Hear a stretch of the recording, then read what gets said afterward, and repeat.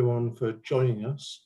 And so in this meeting, I hope to discuss some pertinent issues in British politics at the moment.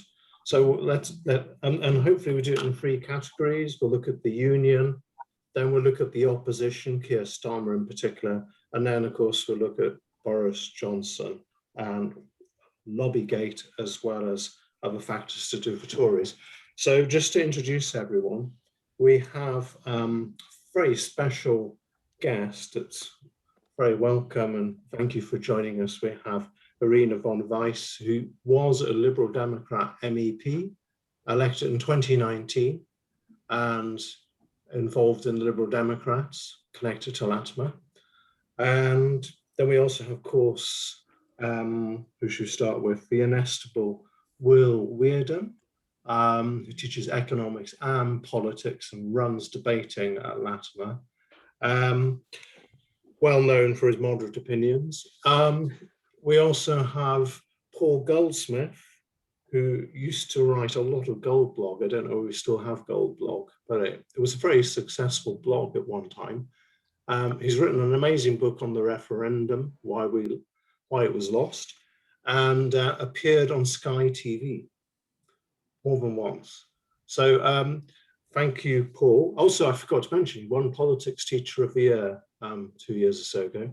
Right, and then of course, last but very definitely not least, we have John Gilbert, head of politics at Latimer. And this is an important term. This is his last term, which is great pity. Should we just get on? If you want to make a comment, just put your hand up or put comments into the chat. Is that okay?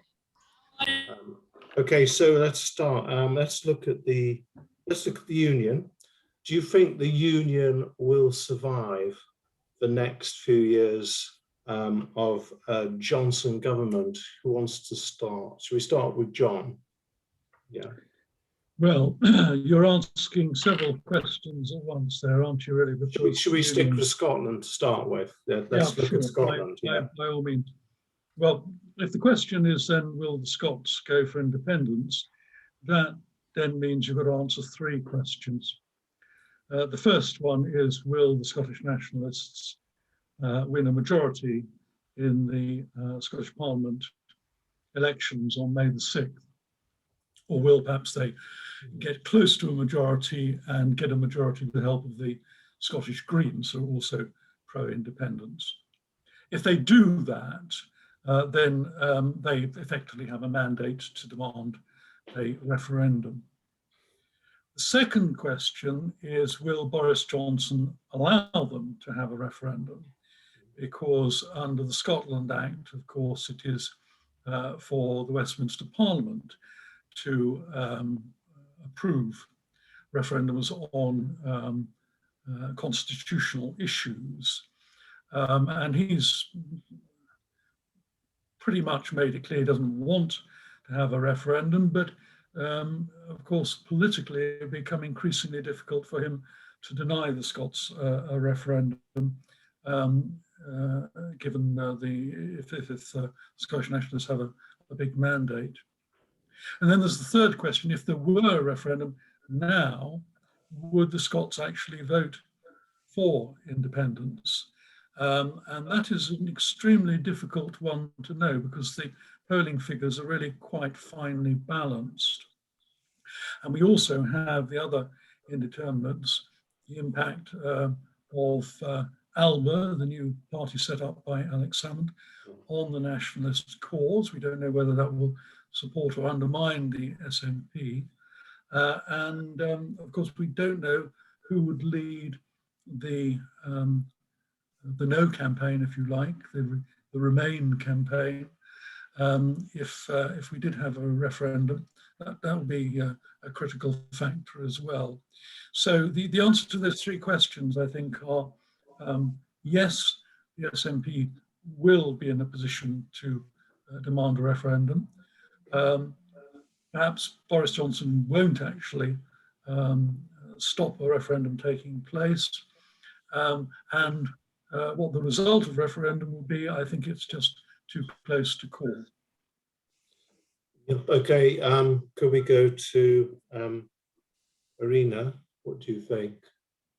Thank you, Mark, and thanks for having me here. As a former UK MEP, I feel a little bit like one of those Jurassic Park dinosaurs, and that my species is extinct, but I'm still alive and hoping that one day my species will be revived. Sorry, I had to say this as a politician. I also have to say, as a second preliminary remark, that I speak in a personal function, certainly not in the function of a parent of a lower sixth form student. I was asked to add that, but also not as a Liberal Democrat representative by any means. So my personal opinion is that firstly, I agree with John that it may be close. I think it may very well, there may very well be another independence referendum.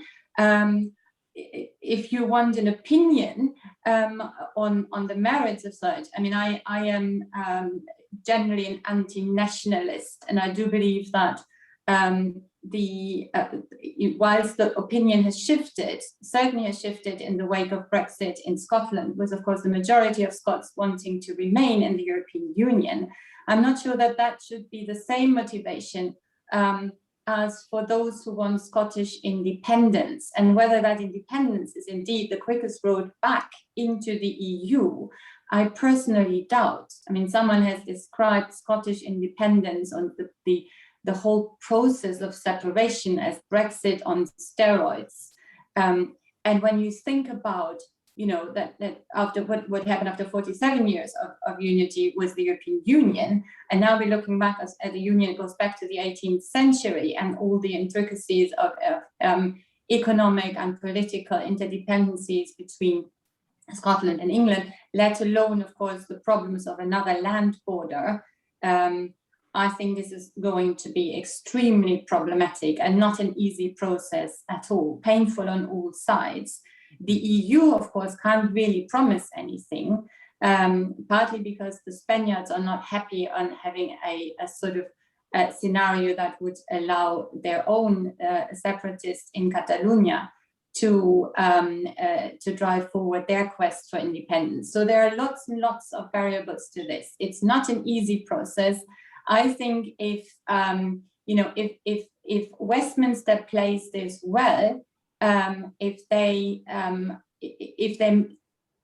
manage to convince Scottish Remainers that there is another way, maybe to return to the EU, that won't be this government, but and particularly if they give Scots another way forward.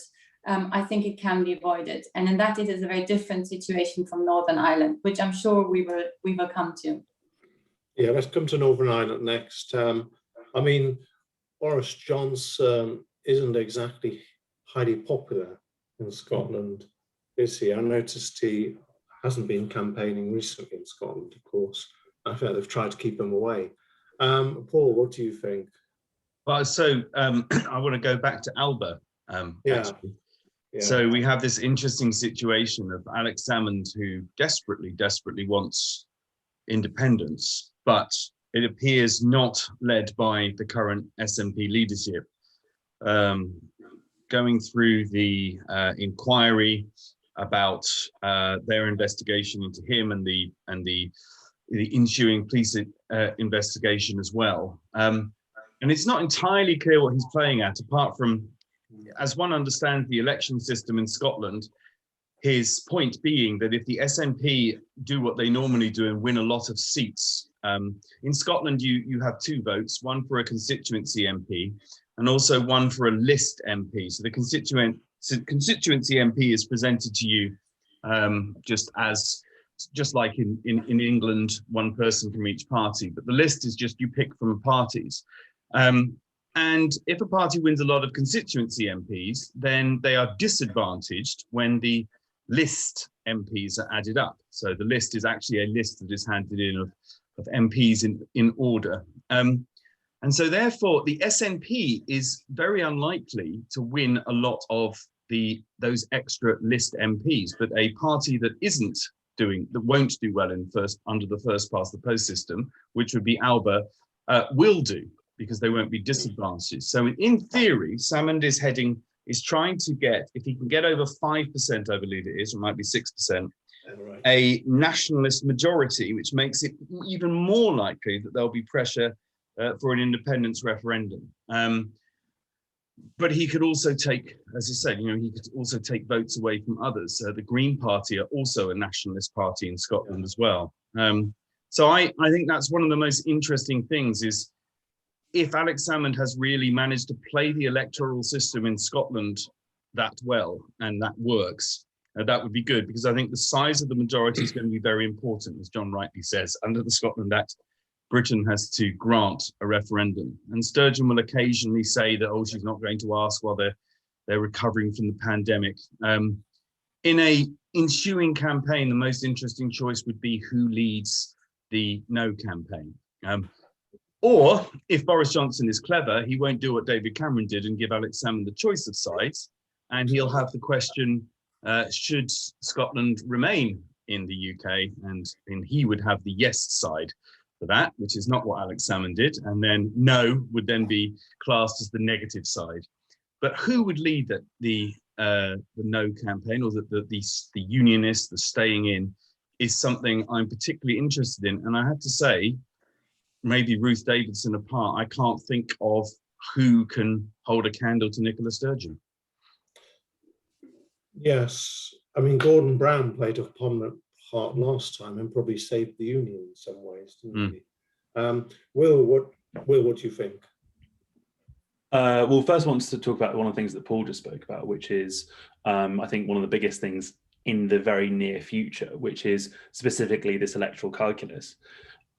Certainly, Alba is not going to get any constituency seats because they're not running this time around. So the very specific and clear choice that's being presented to Scots who are in favour of independence and want to signal that means that the SNP's deficit on the list is Alba's gain. And even if they steal some votes from the Greens, it's only going to make sure that they get above that threshold and get lots of people in there and present a very clear majority for independence. I think that on this one instance, if it's even just one shot, I think there's going to be a really, really clear beacon to both people in Scotland and out of what the sentiment on independence is. I wouldn't necessarily put it past Boris Johnson to use sort of constitutional tricks to avoid granting a referendum for stop. He's certainly shown a lack of scruples in the past in terms of avoiding outcomes that he doesn't want to. There's plenty of ways around that. He can just simply withdraw the act in time and plenty of people would be whipped to do so.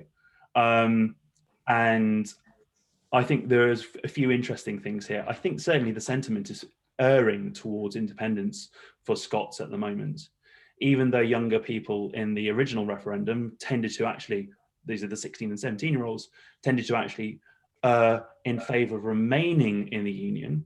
There seem to be quite a lot of signs that new 16 and 17-year-olds and disenfranchised people who voted in the last referendum will probably want to vote for vote for independence this time around. Not only that, through Brexit itself, the tearing away from an institution seemingly without Scotland's consent, as well as a fairly competent COVID response and plenty of other sort of popular successes of SNP-led governments, I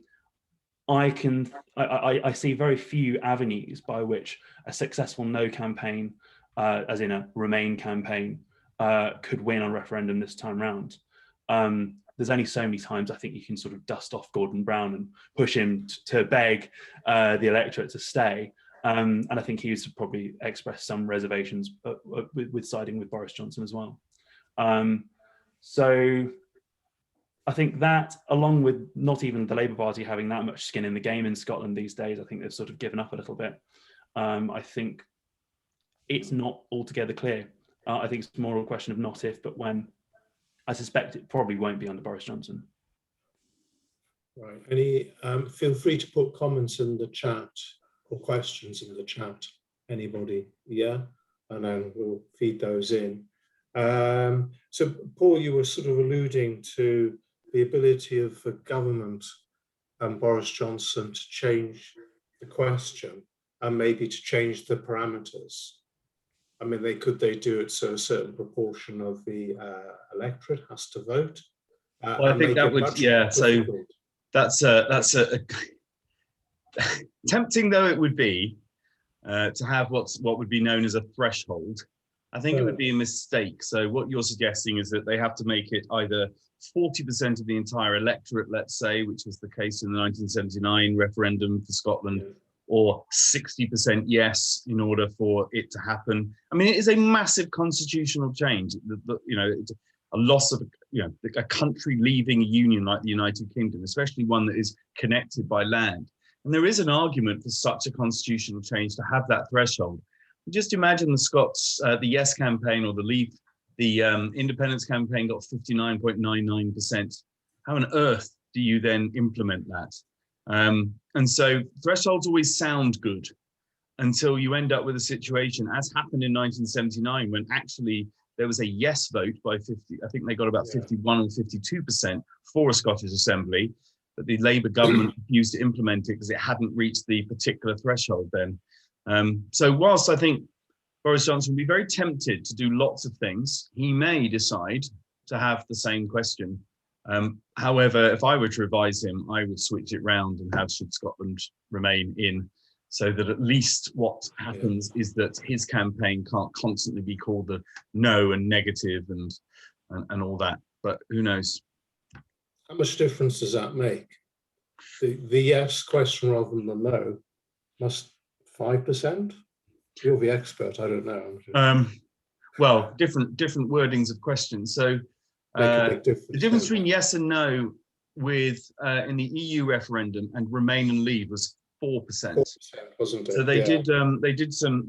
The Guardian did an investigation asking the same question, yes and no, with no being the leave side, and then remain and leave, and the difference was 4%. But it's just how the campaigns can be characterized. So if you have, and it's also, if you think about the actual campaign in Scotland in 2014, they were able to, the reason they were able to get from what was started at about 30% up to almost 50% of the polls was because of the positive case the independent side were able to make. They're saying that this time they'd also have to outline specifically what independence would look like. Unlike Brexit, for example. Well, they did. So in 2014, they also did it. They released a white paper, the Plan for an Independent Scotland, which actually meant that there could be discussion on it. And there was also a Scottish Independence Bill as well, which was released. Far more was done in 2004. 2014 is effectively regarded as almost a gold standard for referendums. You have, first you've got 16-year-old voting, 85% turnout, a proper deliberative referendum. And something interesting happened there, which is that any electronic communications had to have the author and the funder named on it, which of course was removed from the legislation for 2016 with obvious consequences. Okay. Should we move on from Scotland, if that's okay? And hang on, is there a point in the chat? Given sour relations between Holywood and Westminster, do you think it's possible that if there's a large national majority after May, but Westminster refuses to grant referendum, we'll get a Catalonian-style situation? Does anyone want to reply to that? Yeah, John. Yeah. Yes, if I could. Yes, it's a very interesting question which Ozan raises here, because it's not the policy of the Scottish National Party to go ahead with a referendum without formal permission from the Westminster government. They could get themselves into hot water there legally if they're spending money on something which they're not constitutionally entitled to do. They might be acting ultra vires. But if they were to do that, I don't think they will, but if they were to do that, then of course the British government could play dirty too in Catalonia. Of course, what happened was that the Spanish government said, look, this is not a legitimate or legal referendum, and therefore what will happen is we urge people to boycott it. And of course, there's no good having a majority in favour of independence in a referendum if 50% of the country have refused to participate in the process. It undermines the democratic legitimacy and just leads to a very messy situation, which I don't think any side would wisely opt for. If I could add something very quickly, it would also make it almost impossible for Scotland to rejoin the EU, because they've already got the problem that Spain wouldn't vote for them because it might encourage Catalonia. But if Scotland have actually tried to leave the UK with a sort of wildcat referendum like the Catalonians tried, it definitely won't happen. And just very briefly, of course, Catalonia has fewer rights, in particular like rights to language and cultural rights than Scotland is about. So in a way, it's a different situation. And some of the impetus in Catalonia has been, to push the government for more devolution, which wasn't granted before they then asked for independence. Where in Scotland, much of that devolution has actually happened. Okay, shall we move on to Northern Ireland, which has been rather disturbing recently, although it's gone off the news agenda in the last few days, with tremendous unrest night after night, like a week or two ago. I mean, what do you think that Brexit is an underlying cause of this? Well, should we put it politely, that Boris Johnson misled the Northern Irish unionists and misled business people into the type of Brexit that would be the hard border down the Irish Sea in practice. Should we just start with John again? Yes. Well, it's complicated, this, because there's all kinds of factors wrapped up in this unrest. For one thing, you've got Protestant paramilitaries, which are effectively criminal gangs these days, wrapped in an orange flag, who the police were cracking down on recently. And this is one way in which they're getting back at the police and causing a lot of injuries, of course, to police officers. You've also got that unfortunate funeral which Sinn Féin held in defiance of COVID regulations. A large number of people gathering to honour a former IRA man, indeed. And the unionists, of course, are very annoyed, very angry. It seemed like there was one rule for Sinn Féiners and their IRA comrades, and another rule for ordinary people trying to mourn their loved ones in small groups. So there's that, of course, in the background.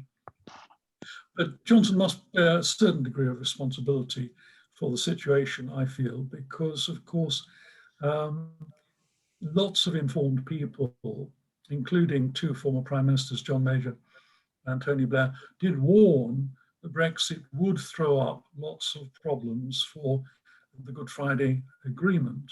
And as you mentioned, Mark, if you're going to trade with the EU and with the Republic in particular, the only practical way of doing it is to have either a border, a land border between the Republic and Northern Ireland, or a sea border. Now, the problem with a land border, of course, it's 300 miles long, 270 crossing points, an absolute nightmare to police the customs officials, who might well be attacked, of course. And therefore, Johnson went for the easier option, which was essentially a sea border, which has the unfortunate effect then of treating Northern Ireland as part of the EU and the Irish Republic, much to the fury of the unionists. And Johnson just accepted this as the lesser of two evils. It's one of those sad things about politics, really, that Northern Ireland does not get much attention from mainstream British politicians. It's 2 million people out of 64 million people in the UK. Unless there's some major disaster there, British politicians aren't interested, particularly because most of the major parties don't stand there. The line has its own political ecology. And neither the Remain nor the Leave campaign said very much at all about the particular problems that Brexit would create for Northern Ireland. So Johnson really is not so much culpable as just, I think, indifferent to the problems that he's created. I mean, the German ambassador, I think, pointed out that Britain is probably the worst country to leave, given the Northern Ireland scenario, in a sense. Irina, what do you think? Well, I completely agree. I would put it maybe in slightly stronger terms than John. I think we have to remember how this started. And it started really in 1998 with the Good Friday Agreement, which prohibited the establishment of a physical border, any kind of physical border between the North and the Republic of Ireland.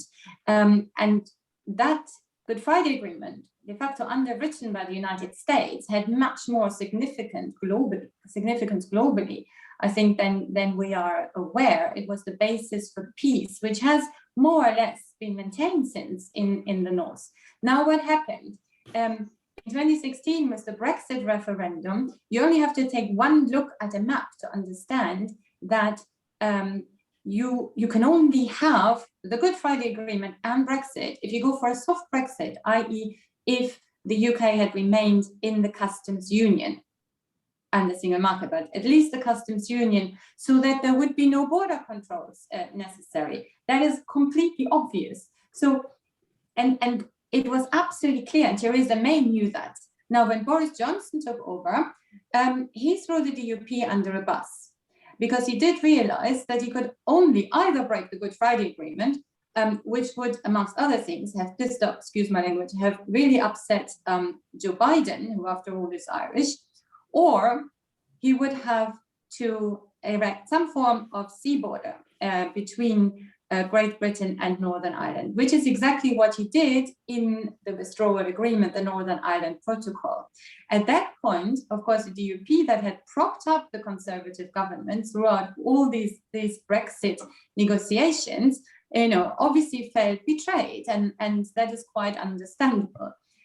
Now, there have been several attempts since by Boris Johnson to simply disregard his commitment under the Northern Ireland Agreement and go back to some form of alternative solution in the North-South border. That has failed. The EU has rightly said, excuse me, there is a binding international agreement here.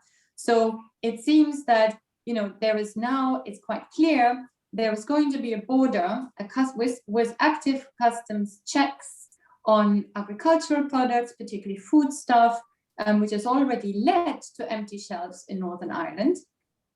And at the same time, the Northern Ireland, is now de facto still part of the European Union.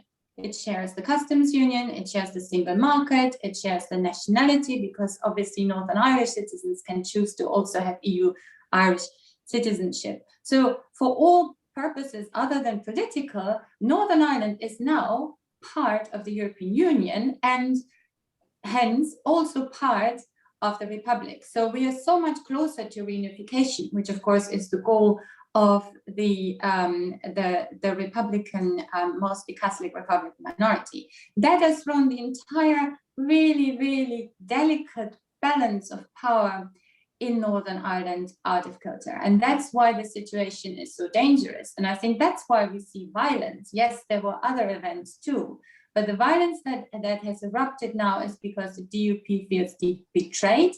They feel like they're a step further away from the union with Great Britain, and they fear, of course, reunification with the South. All of this entirely avoidable. So in effect, Northern Ireland economically is de facto integrated with Southern Ireland and the EU. Paul? I'd like to ask if Will wants to speak, because he hasn't. Yeah, Will, yeah, go on. Yes, go.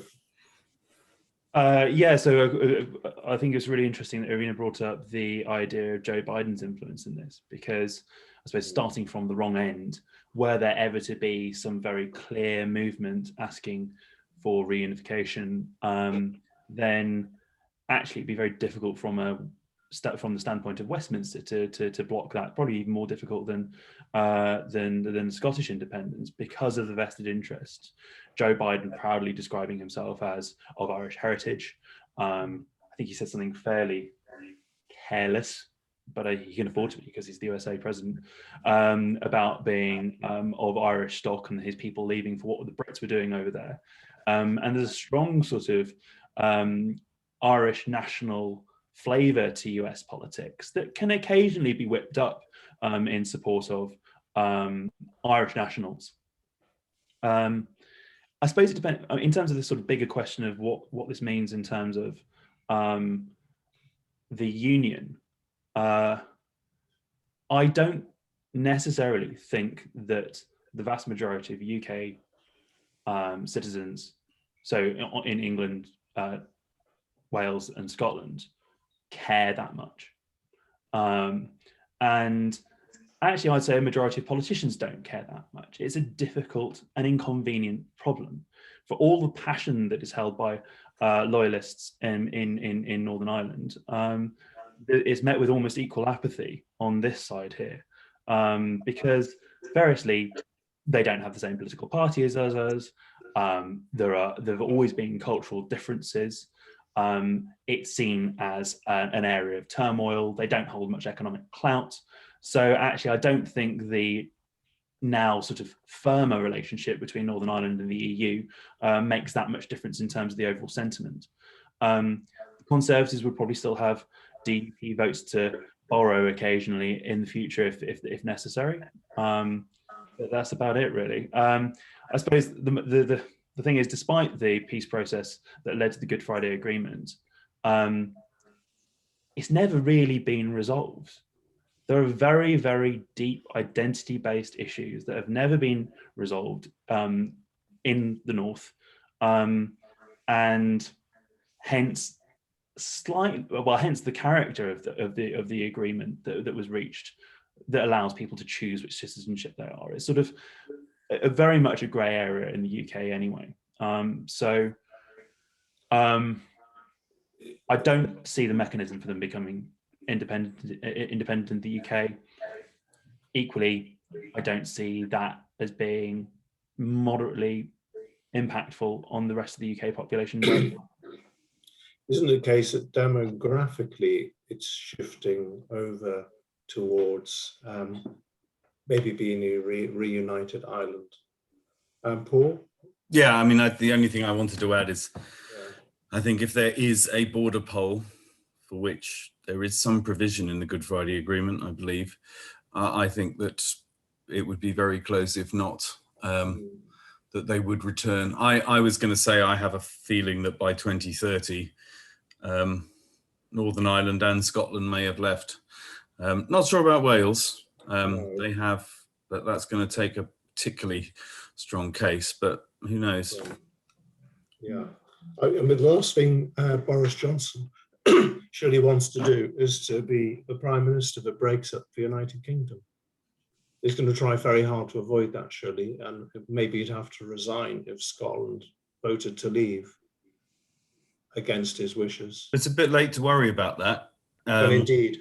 I know what, for instance, Arlene Foster's response to John Major and Tony Blair was when they came in the 2016 campaign to say they were concerned about the Good Friday Agreement. She said that it was terrible scaremongering, as did most Leave campaigners. The Good Friday Agreement was even mentioned in 2015 in the Referendum Act second reading debate, when the whole referendum was being set up by Mark Durkan of the SDLP, who just said, I just want to remind everybody that central to the Good Friday Agreement are the arrangements about the EU that allows for all these connections to take place. And the next speaker was a maiden speech. And if you know about maiden speeches in Parliament, the convention is they don't talk much about, well, he certainly, the speaker didn't address what Mark Durkan had said at all. In fact, it was ignored. This has been talked about for years. And if Boris doesn't want to be the Prime Minister who breaks up the Union, then he shouldn't have campaigned for Leave in the first place. Yeah. John, yeah? I'm just following up on the chances of a referendum in Northern Ireland going in favour of reunification. you're right when you refer to the demographics. The demographics is very, very slowly shifting towards the Catholic and largely nationalist community, but it is a very, very slow rate. There will be very pragmatic people who will say, okay, I really want to be a unionist, but the mess we've got into after Brexit is such that it makes just so much more sense practically and economically to have done with it and join the Republic. However, as Will alluded, never underestimate the tribalism in Northern Ireland. The lines are very clearly drawn. And I'm not even sure that the Irish Republic would want unification if 48% or whatever of people in Northern Ireland were bitterly opposed to it, because they could really wreak havoc on this small island and make it actually very unmanageable. Yeah. Okay, should we move on to, is that okay? Should we move on to Keir Stammer? Okay, so I wonder how, he's had a year as leader of the opposition. Should we maybe start with Will? How do you think he's doing? Does he come across as prime ministerial? He had a very good PMQs last Wednesday. Will, what do you think? He's been dealt an interesting hand. In essence, he needs to be two people at different points in time, because at the point of taking over at the beginning of last year, he had a number of internal problems to solve at the same time as making his first speech under the conditions of COVID restrictions. And his vision that he's had for some time, I believe, he kept his tinder dry earlier leadership elections, but I think his vision is clear and it is interesting, but I don't think he's ever been able to talk about it much because he was given this terrible hand, which is to be the opposition leader during a national crisis. Yeah. And what we've seen before, and I think it's mentioned first in 1970 when talking about some of the international crises being faced by the American government, was that there is what we call now a rally around the flag effect, which is that any strong opposition to a government is dealing with a national crisis, such as war, or in this case, a pandemic, is seen as being disloyal because people tend to conflate the national effort with the leaders that are leading it. So I think Keir managed very well during this time. He was very clear in just sort of bringing to PMQs a sort of a tally sheet of all the various different things the government were doing, both right and wrong, always expressing his opposition as one being of constructive opposition, more like a non-executive director of a company rather than a political opponent, because he always wanted to sound like the critical friend, I think. But then he kind of got stuck into that pattern. And even now, when lots of people within the Labour Party have been calling for months for harder, firmer opposition, much more critical approach to the government, you go to the general public and they say, well, that one time that Keir was very, very strong and forthright, well, Boris is doing his best, etc. So there's a lingering effect of Boris being the person who is dealing with this pandemic, and therefore it's very difficult to be directly critical. Keir's sort of soft relaunch at the beginning of this year gave some indication he's been very good at using people like Annalisa Dodds to start to shape some of the debate around policy. It isn't the part of the political cycle where he'd want to be putting forward his vision for future government anyway. And I think perhaps the one sort of thing that he can reach for, the lifeline he can now reach for, is this sleaze scandal. Finally, he gets to attack the character of a corrupt government. He's also frequently using language which sort of characterizes the government as an old government. He doesn't want the vote of the electorate to think that Boris's government is a new one. Yeah. And it seems to be cutting through. Equally, he's dealt with the biggest problem that was internal to the Labour Party, which is, of course, the anti-Semitism. And I was somewhat worried that he wouldn't be firm enough as a Labour supporter myself, but I was quite pleasantly surprised by the zero tolerance approach taken against particularly the most vocal sort of Labour personalities. So I think that was good. The challenge is, of course, to now be prime minister in waiting, not just as the competent leader of an executive, but somebody who has a party behind them that can deliver a good, positive programme that people want to get behind. But as for that, I would rather have been asked after these next elections, because a lot depends upon those. Was the impact in the first half year was considerable, wasn't it, in terms of the opinion polls? Irene, I wonder what you think. A lot of people argue that there needs to be cooperation between the parties that are socially liberal, so that the Labour Party needs to cooperate with the Liberals and indeed the Greens in order to defeat the Conservatives at the next general election. Do you think there's some mileage in that? Well, I mean, how do you think he's doing as well? Yeah. How is he doing? Well, let's start with that. How is he doing? You will not be surprised that I have a slightly more critical view than Will. I think there were a lot of missed chances. I think he could have been much more forceful in holding the government to account without undermining the effort to get the pandemic under control. And let's not forget, this has been up to the vaccination program an unmitigated disaster, both in terms of health outcome and an economic outcome. I would have liked to hear him be much, much more forcibly critical without undermining. There were also a lot of other things where he could have held Johnson to account much more than he did.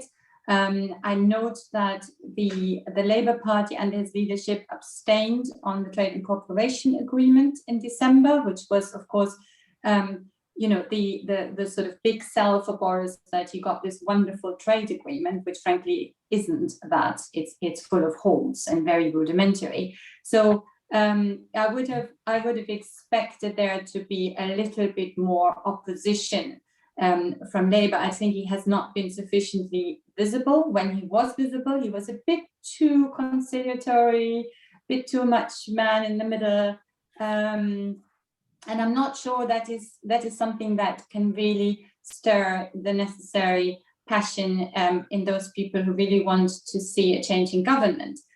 With regard to cooperation, again, I'm speaking in a personal capacity. I have always been one of those Lib Dems who have pleaded for greater cooperation. I'm pragmatic enough to believe that we absolutely need to work together in order to have a change of government, and our electoral system, of course, makes it necessary to compromise and the first past the post. Otherwise, we will end up with something that, like December 2019, where obviously the majority in the Commons does not reflect the majority on the ground and in the votes. So yes, I think this has become much easier with Keir Stammer as opposed to Jeremy Corbyn.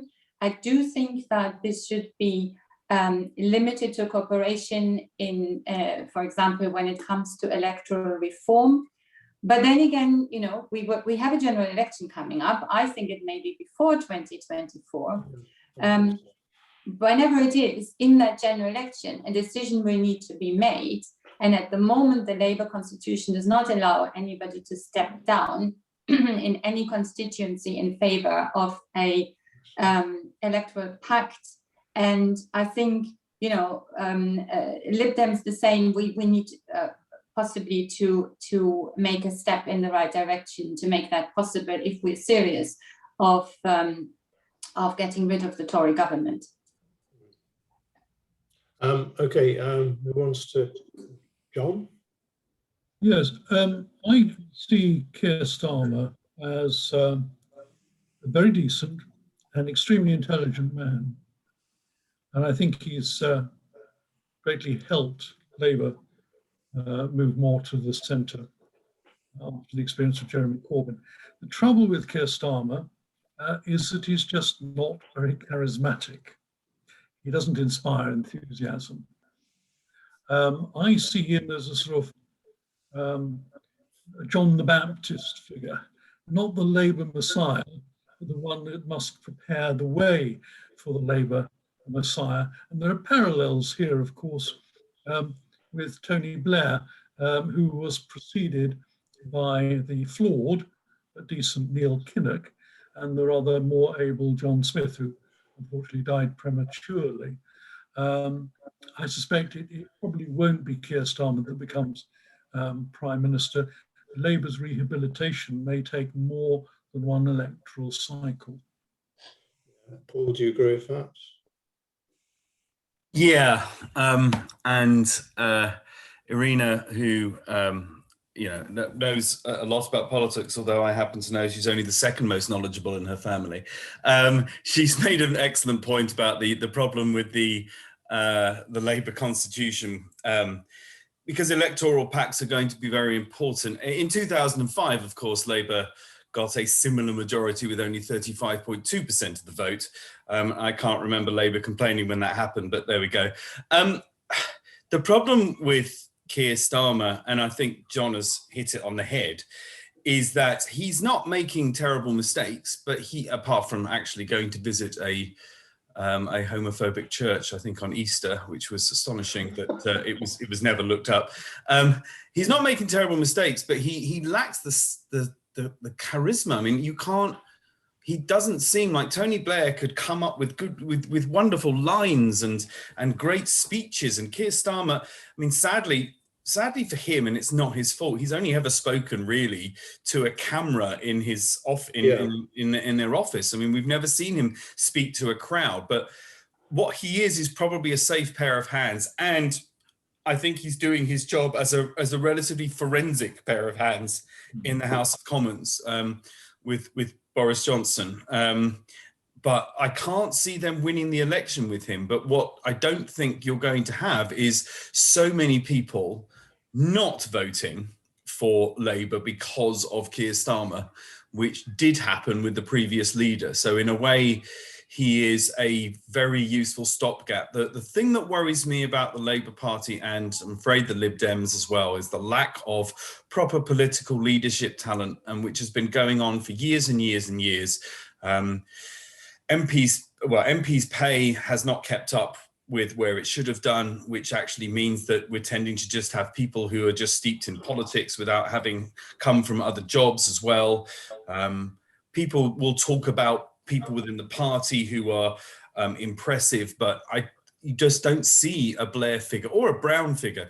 Gordon Brown, when he used to give speeches in the House of Commons in the 80s, MPs would go to each other's office and say Brown is speaking in Parliament. And I mean, right from the start, it was obvious that he was a star, as Blair emerged as well. And Labour don't have that figure, the Lib Dems don't have that figure, and this is a problem. But what it does is it makes Keir Starmer the best person to have probably at the moment. But I feel sorry for him. I mean, what a terrible hand to be dealt. Being leader of the opposition is always tricky, isn't it? In any case. So coming on to another related issue, do you think that there's much mileage in the Tory sleaze label springing from Greensill and Lobbygate? I mean, he used it at PMQs. That may stick. As Will said, they've been in government, 11 years? And to try and prevent Boris coming across as a new Conservative, new government, then will this make an impact like it did in the 90s? Will, because I think you had your hand up, and then Paul maybe. Well, first of all, a sort of a bit of a caveat, which is that this is quite complicated. Sure. And if the story that's going on with the civil service at the moment takes off a little bit too much, it can take the light off the Conservatives and their relationship with their donors and big business and the people who tend to be behind these scandals. But having said that, I would say that this is a very, very good opportunity to really test Keir Starmer's mettle as a political leader, somebody who who might be able to get a bit of passion behind his voice. And as I think people who saw PMQs most recently would agree that he has got a bit of fire in his belly still. But this is glorious because it's the thread that ties to the very first sort of Conservative Prime Minister of this string of governments to the next. I think a lot of people find it quite distasteful, especially, you know, the idea that by having the right connections, your struggling business or even nascent business can be given a helping hand through public contracts, etc., and government schemes, when so many people's businesses have gone to the wall during this pandemic. The government support for individual workers and businesses during this was much greater than I ever would have hoped for from Conservative government. But nonetheless, a lot of people have been left out and a lot of people have lost their livelihoods. And to see this happening, I think could really, really stick. So if Stammer in particular is able to take control of this issue and really capitalize upon it, more cynically than I think his tastes would be, there might be a chance that this could really have a big impact. Yeah. Irina, were you going to say something? Yeah, I've looked at this a little bit in a bit more detail because my former life as compliance lawyer, so this interests me also.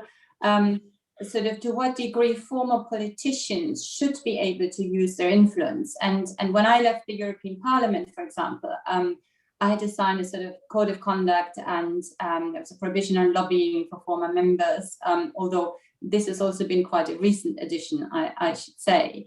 And it seems that this is not just a Tory problem.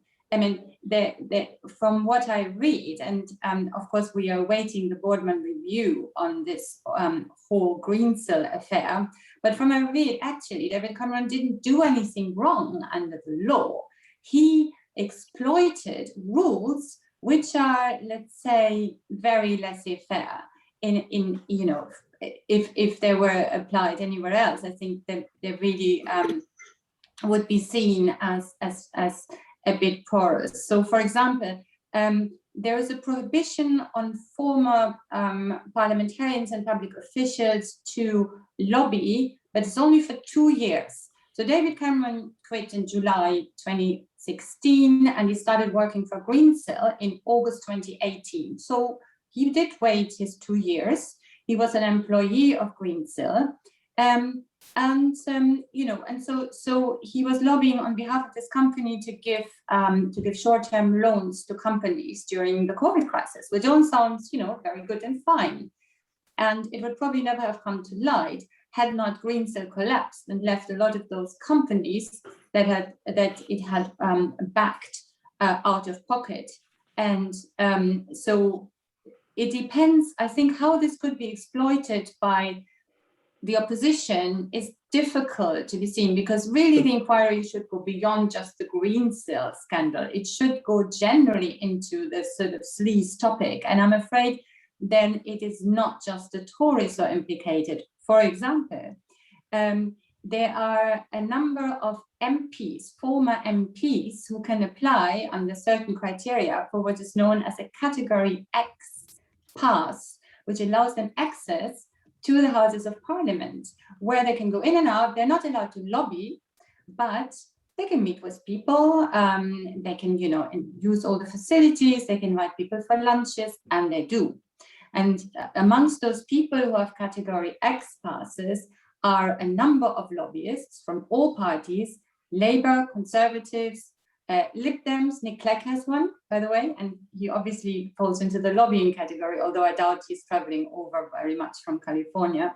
But you can see this is a much, much broader topic, and I think therefore it's difficult for any one party to exploit it. Don't you think it reflects on the government in power, just like the parliamentary expenses did in 2009? And then the other factor is it looks bad.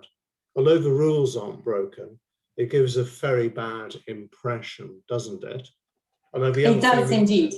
You know, we have to consider the public have quite a low opinion of Boris in terms of being a chancer, so maybe it won't actually rub off on him. Anyhow, Paul. Well, exactly. I felt sorry for Gordon Brown because a scandal broke, and he was someone who had a real reputation for probity, and then the parliamentary expenses scandal broke on his watch, and he received some blame for it. If we think that attaching sleaze to Boris Johnson is going to make a difference, he wouldn't be Prime Minister now. He's not just Teflon. Journalists are still saying Boris has at least a certain amount of kids, right? You've got that, that's all baked in. They know that this is happening, but they still like him and people will still vote for him. So the absolute key, and this goes back to what Will was saying about electoral pacts and things like that, and Irina as well, is that he's still going to get millions of votes. And therefore a way to beat him is not going to be through pointing out, you know, he's a bad person, because everybody knew that in December 2009, but they still wanted to get Brexit done. John? I agree with Paul. I just feel that the evidence is not very clear on this. I just feel that the ordinary member of the public doesn't care enough about this for it to be really important. I think we care about it. We study government. We hope our government is clean and proper and all the rest. But for those that don't perhaps read the serious papers, it's probably not a big enough thing at all. And insofar as they do pay attention to it, it probably contributes to general cynicism with all politicians. And as Irina said, all parties could suffer here, not just the Johnson government. Yeah, I mean, I think certain things cut through, like Barnard Castle cut through, you know, Dominic Cummings. And this could go on a long time, couldn't it? Because you've got 6, at least, parliamentary inquiries, you know, and it looks bad. Will? Yeah, so I think that everybody's right in saying that these aspects of, you know, Boris Johnson's trustworthiness in the first place, it's hard to lose trust when people have very little trust in your sort of conduct anyway. They all do serve to sort of mitigate it. Equally, other parties will fall foul of the general sentiment, not obviously the law, because as Irina was saying, the rules were there and people were just using the rules as they were written down. Same with the MP's expenses scandal. When Margaret Beckett faced a very angry Question Time audience, that when she said no, she wasn't going to pay back the money that she'd spent on flower pots for her constituency home, I think, you know, that really did shock a lot of politicians. Nonetheless, I think actually there's only so far that Johnson, being a lovable scoundrel and a bit of a shagger, really does excuse him, because this is widening the view. At the moment, for most of the electorate, the government is Johnson, and occasionally when the indiscretions or poor conduct of his cabinet and/or advisors is highlighted, it does have an impact on him, and it does sort of detract from his ability to make this the Boris show.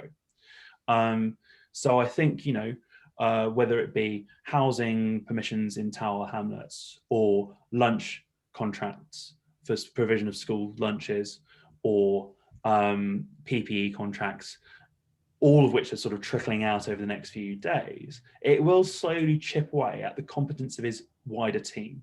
And Johnson relies on his wider team because as a decision maker and a leader and somebody who reads his brief, he's appalling. And I think one of the things is that if the competencies of the people around him has gone away, or sort of the faith in them has gone away, and Johnson steps down, say, and I do fear that his health isn't necessarily all it might be, then it might be a totally different story. And this ongoing flavour of sleaze, so long as it's pushed hard enough by the opposition, could have an effect. Shall we sort of finish off with one very quick sort of question? I mean, do you think that, okay, I mean, looking at the pandemic, it strikes me as extraordinary that someone who's Prime Minister, who's probably responsible for thousands and thousands of deaths by shutting down too late, at least twice, and the PPE scandal, etc. But then they have a vaccine bounce. So do you think that because of a vaccine bounce, depending on the course of the pandemic, do you think Johnson has come out of this smelling of roses? And do you think also he'll call an election in 2023 as the economy bounces back? With the vaccine bounce, we'll have a big recovery in the economy, 22-23. He's likely to call elections start of 23 and he'll probably win it. Do you think? So we'll go to Irene to start with, which is a guest, very important. Thank you for coming. Yeah, and then Paul. Thank you, Mark. I try to be brief to forget that. I wish I could agree with sort of your perspective, which is a bit perspective of as if the pandemic was done and finished. I'm afraid that's not the case, and a lot can happen between now and the next election. Yeah. I fear that for the May 6th election, you may be right that Boris can really sort of still ride on this wave of the vaccine success, which wasn't really his success, but hey. But I think as soon as we have, a resurgence, which obviously I hope we won't, but if there is another wave, if this goes on, and in particular, if people then start looking a bit at his record and at the overall death toll, by then other countries will have caught up on the vaccine, so that it will not look so much like he's doing better than others. That may very well change. I hope it will change. I hope people will then remember how appallingly badly his decision-making was at the beginning of the pandemic. Yeah, Paul?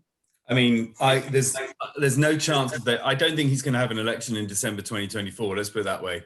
He's going to at least move it into the summer. December's a terrible time to have an election. He had to have it when he did, for the reasons he did.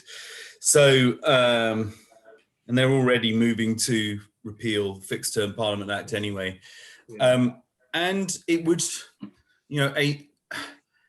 if it looks like Labour are finding themselves a leader that can beat them, the Conservatives will want to renew their mandate quicker and not leave it to the last minute anyway. And it's generally regarded as good political tactics to do it after 4 years if you think you're going to win, or maybe May 2024. So yeah, no, I wouldn't be surprised if there is an earlier election, certainly than the December 2024. Of course, we've got the prospect, isn't it, of voter ID registration, which may make a difference as well. John? I would just like to pick up on what Irina says. We haven't done with COVID yet. I don't think that we're on the home stretch and it'll all be over by October or whatever, with everyone vaccinated and everyone safe. Just look around the world. You've got the Brazilians who can't dig graves fast enough. You've got the Indians who can't cremate the bodies fast enough. These variants are going to spread to Britain. They've already arrived in Britain. And these variants have a nasty habit of killing young people, not old doddery people like me, but people in their 20s and 30s, people who have all their lives to look forward to. If these variants get into the UK, and in particular, if the vaccines we've got are not capable of dealing with them, we could have a third wave, even more horrible than what we've seen already, and much more economically damaging because of the demographics concerned. Never think you're out of the woods in politics.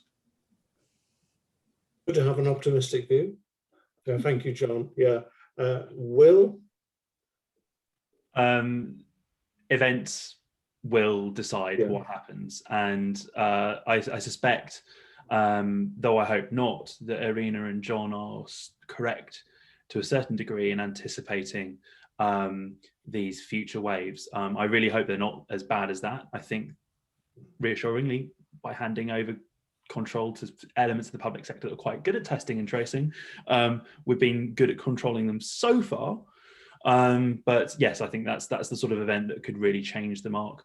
Otherwise, though, I'm afraid it's not so much he's smelling of roses, but dare anybody to name the exact date and time that they last smelt dog crap. People's memories fade fast, and